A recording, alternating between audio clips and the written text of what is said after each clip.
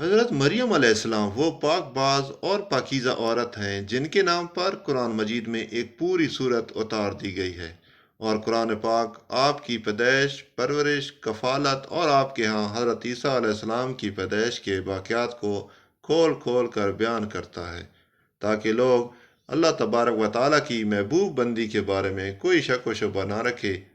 حضرت مریم علیہ السلام حضرت داؤد علیہ السلام کی نسل سے تعلق رکھتی ہیں۔ آپ کے والد محترم اس دور میں بنی اسرائیل کے امام نماز تھے، اور آپ کی والدہ محترمہ بھی عابدہ اور زاہدہ خواتین تھیں۔ اس دور میں اللہ تعالیٰ نے بنی اسرائیل پر حضرت زکریا علیہ السلام کو مبعوث فرمایا تھا۔ جب حضرت مریم علیہ السلام کے والدہ کے ہاں اولاد نہیں تھی تو انہوں نے اللہ تعالیٰ کے نام پر یہ نظر مانگی کہ اگر ان کے ہاں اولاد ہوئی تو وہ اسے بیت المقدس کی خدمت کے لیے وقف کر دیں گے۔ اس وقت کے رواج کے مطابق جو لڑکا اللہ تعالیٰ کی نظر کر دیا جاتا وہ نہ تو شادی کرتا تھا اور نہ ہی دنیاوی مشاغل میں دلچسپی لیتا تھا، صرف عبادت گاہ کی خدمت کرتا اور خود عبادت میں مشغول رہتا تھا۔ حضرت بی بی مریم کی والدہ نے بھی بیٹے کے عطا کرنے کی دعا اس لیے کی تھی کہ رواج کے مطابق عبادت گاہ کی خدمت کے لیے تو صرف لڑکوں کو قبول کیا جاتا تھا، لڑکیوں کے لیے یہ اجازت نہیں تھی۔ چنانچہ بیٹے کی جگہ جب بیٹی پیدا ہوئی تو ماں کو یہ فکر لاحق ہوئی کہ اس کی نظر قبول نہیں ہوگی، کیونکہ دستور کے مطابق لڑکی نظر کرنے کی ممانعت تھی۔ اس کشمکش میں اللہ تعالیٰ سے یہ دعا کی کہ اے رب، میں نے تو لڑکی کی درخواست کی تھی، لیکن جو اللہ تعالیٰ کی ذات ببرکت کا علم ہے وہاں تک انسانی سوچ کیسے پہنچ سکتی ہے؟ اللہ تعالیٰ نے جس لڑکی کو پیدا فرمایا تھا اس سے دراصل مقدس ماں بنانا مقصود تھا، جس میں سے ایک عظیم و شان مبارک کو مسعود بیٹے نے پیدا ہونا تھا جو پیدائشی نبی تھا۔ بہرحال حضرت مریم علیہ السلام کی پیدائش ہو جاتی ہے اور مدت رضاع ختم ہوتی ہے تو آپ علیہ السلام کی والدہ محترمہ آپ کو بیت المقدس لے جاتی ہے تاکہ مجاوروں کے سپرد کر کے اپنی منت پوری کرے۔ وہاں مجاور جھگڑنے لگتے ہیں، ہر کوئی یہ چاہ رکھتا ہے کہ حضرت مریم علیہ السلام کی کفالت اس کے سپرد کی جائے۔ پھر یہ فیصلہ ہوا کہ مجاورین وہ قلم جس سے وہ توریخ لکھتے ہیں پانی میں چھوڑ دے، جس کا قلم پانی کے بہاؤ میں بہنے کی بجائے الٹا بہے وہی حضرت مریم علیہ السلام کی کفالت کا حقدار ہوگا۔ اس مقابلے میں حضرت زکریا علیہ السلام بھی شامل تھے۔ ان کے قلم کو اللہ تعالیٰ نے پانی میں بہاؤ کے الٹی طرف بہایا اور ان کی پرورش کے حقدار ہو گئے، اور بی بی مریم علیہ السلام کو اللہ کی منشا کے مطابق حضرت زکریا علیہ السلام کی کفالت میں دے دیا گیا۔ حضرت زکریا علیہ السلام کی بیوی حضرت مریم علیہ السلام کی خالہ لگتی تھیں، اس لیے ان سے بڑھ کر ان کی پرورش اور کون کر سکتا تھا۔ اسی طرح حضرت مریم علیہ السلام بیت المقدس میں رہائش پذیر ہو گئیں۔ آپ کے لیے کمرہ مخصوص کر دیا گیا جہاں حضرت زکریا علیہ السلام کے علاوہ اور کوئی نہیں جا سکتا تھا۔ آپ دن رات اللہ تعالیٰ کی عبادت میں مشغول رہتی تھیں۔ جب بھی حضرت زکریا علیہ السلام آپ کے پاس آتے تو وہ حیران ہوتے ہیں کیونکہ آپ کے پاس بے موسم پھل موجود ہوتے تھے، گرمیوں کے پھل سردیوں کے موسم میں اور سردیوں کے پھل گرمیوں کے موسم میں آپ کے حجرے میں موجود ہوتے تھے۔ حضرت زکریا علیہ السلام کی حیرت بجا تھی۔ حضرت مریم علیہ السلام سے پوچھا کہ یہ پھل کہاں سے آتے ہیں، کون دے کر جاتا ہے آپ کو؟ حضرت مریم علیہ السلام پرسکون ہو کر فرماتی ہیں کہ اللہ کے پاس سے۔ تبھی حضرت زکریا علیہ السلام نے اللہ تبارک و تعالیٰ سے وارث کے لیے دعا فرمائی۔ آپ کی بیوی کے بانجھ ہونے کے باوجود معجزہ خداوندی سے آپ کے ہاں حضرت یحییٰ علیہ السلام کی ولادت ہوئی۔ حضرت مریم علیہ السلام کی عظمت و فضیلت کو رب کریم نے بار بار قرآن مجید میں فرمایا ہے اور اپنی مومنہ بندی کی پاکیزگی اور پاک دامنی کا اعلان کیا ہے۔ حضرت بی بی مریم کی عمر جب تقریباً 15 سال ہوئی تو ایک فرشتے خوبصورت نوجوان مرد کی شکل میں نمودار ہوا۔ جب علیحدگی میں دیکھ کر حضرت مریم علیہ السلام خوفزدہ ہوئیں اور وہ اپنی عصمت کی حفاظت کے لیے فکر مند ہو گئیں۔ گو کہ فرشتے کے چہرے پر تقوی کے آثار نمایاں تھے، تاہم بی بی نے اپنی عصمت کو حفاظت کے لیے خود کو اللہ کی پناہ میں دے دیا۔ یہ ایک عفت اور پاک بازی کا ایک طرح کا امتحان تھا جو اللہ کے خاص بندوں پر اکثر ہوتا ہے۔ آپ نے اس شخص کے کہا کہ وہ وہاں سے چلا جائے۔ ان کی پریشانی دیکھ کر نوجوان نے کہا کہ گھبرانے کی ضرورت نہیں، میں انسان نہیں ہوں، اللہ تعالیٰ کی طرف سے بھیجا ہوا ایک فرشتہ ہوں۔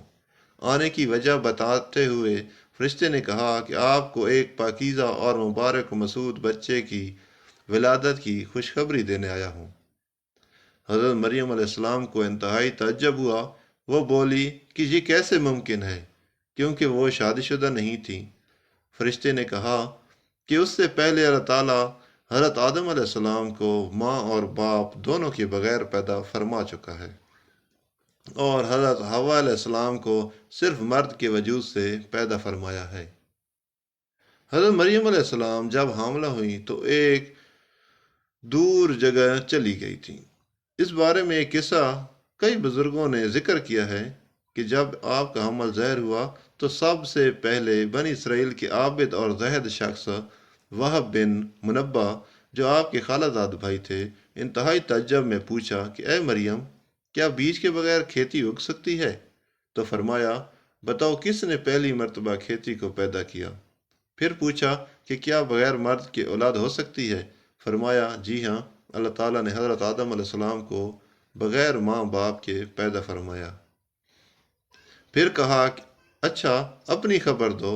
حضرت مریم علیہ السلام نے فرمایا کہ اللہ تعالیٰ نے مجھے خوشخبری دی ہے اپنی طرف سے ایک نشانی، جس کا نام مسیح عیسیٰ بن مریم ہوگا۔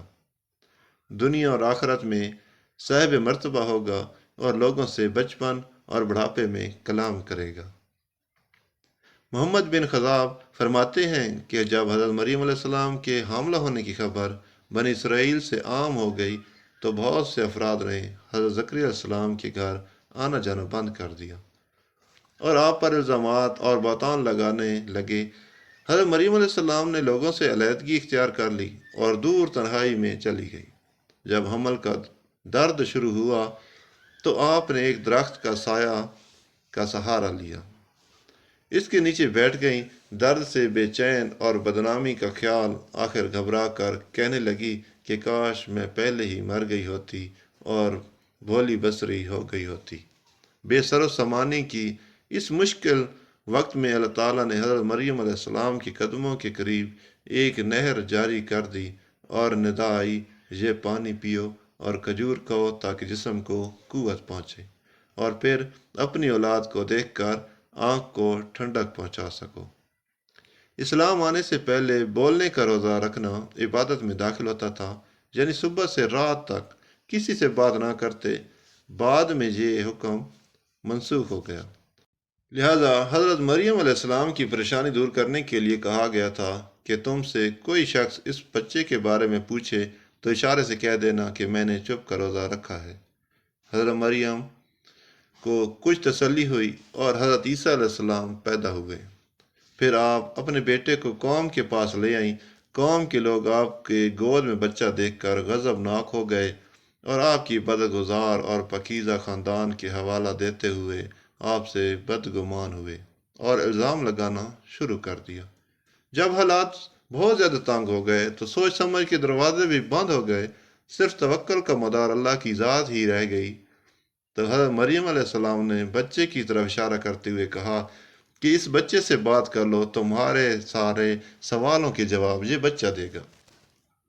سرکش لوگوں نے کہا کہ بھلا یہ دودھ پیتا بچہ ہمارے سوالوں کے جواب کیسے دے گا؟ ہم کیوں کریں اس سے گفتگو؟ قوم کا یہ کلام سن کر حضرت عیسیٰ علیہ السلام نے تقریر شروع کر دی، جس کا ذکر اللہ تعالیٰ نے قرآن مجید میں یوں فرمایا، اور جب بچے نے فرمایا میں ہوں اللہ کا بندہ، اس نے مجھے کتاب دی اور مجھے نبی کیا، اس نے مجھے مبارک کیا، میں کہیں بھی ہوں مجھے نماز اور تقوی کی تاکید فرمائی، جب تک میں جیوں اپنی ماں سے اچھا سلوک کرنے والا، اور مجھے زبردست بدبخت نہیں بنایا، اور سلامتی ہے مجھ پر جس دن میں پیدا ہوا اور جس دن میں مروں، اور جس دن زندہ اٹھایا جاؤں گا۔ حضرت عیسیٰ علیہ السلام کی زندگی کے متعلق اسرائیلی روایات میں بے شمار واقعات موجود ہیں۔ ان میں سے ایک انجیل میں ہے کہ جو حضرت وہب بن منبہ سے مقول ہے۔ حضرت عیسیٰ کی ولادت کی شب فارس کے بادشاہ نے آسمان پر ایک نیک ستارہ روشن دیکھا تو نجومیوں سے دریافت کیا تو بتایا گیا کہ اس ستارے کا طلوع کسی عظیم و شان ہستی کی پیدائش کی خبر دیتا ہے جو ملک شام میں پیدا ہوئی۔ بادشاہ نے خوشبوؤں کا عمدہ تحفہ دے کر ایک وفد کو ملک شام روانہ کیا۔ ملک شام پہنچ کر وفد نے یہودیوں کے بادشاہ سے تمام حالات دریافت کرنا چاہیے۔ وفد نے زبانی واقعہ سن کر بادشاہ گھبرایا اور پھر وفد کو اجازت دے دی کہ وہ بچے کے متعلق معلومات حاصل کر لیں۔ بادشاہ کے اس وفد نے بیت المقدس پہنچ کر حضرت عیسیٰ علیہ السلام کو دیکھا تو سجدہ تعظیم کیا اور چند روز وہاں قیام کیا۔ اسی دوران اس وفد کے بعض آدمیوں نے خواب میں اپنے بادشاہ کو اس بچے کے دشمن دیکھا۔ ان لوگوں نے حضرت مریم علیہ السلام کو اپنا خواب سنایا اور مشورہ دیا کہ اس بچے کو کسی محفوظ جگہ لے جائیں۔ اس کے بعد حضرت مریم علیہ السلام حضرت عیسیٰ کو لے کر مصر چلی گئیں۔ جب حضرت عیسیٰ علیہ السلام کی عمر مبارک 13 سال ہوئی تو بیت المقدس واپس آ گئے۔